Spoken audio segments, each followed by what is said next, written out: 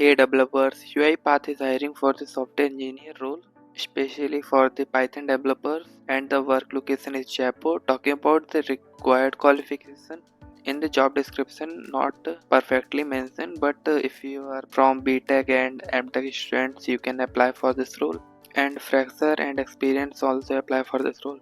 Talking about the skills, strong expertise in Python is required, and Python frameworks like FastAPI-ORM for the database interaction, Dash for the AI application, FastAPI for APIs, and practical experience with data and analytical tooling using tools like Great Expectation for data validation and dbt for data transformation, and other requirements like SQL, NoSQL, cloud platform knowledge like AWS, Azure, GCP, CI/CD knowledge, exposure to React or other modern front-end frameworks is a plus point.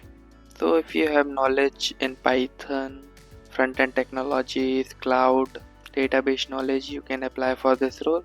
And here is the key responsibilities. So you can read to know more about this software developer hiring. So in this video, apply link below in the description and hit a like button, do comment and subscribe Skill Layer for more job updates.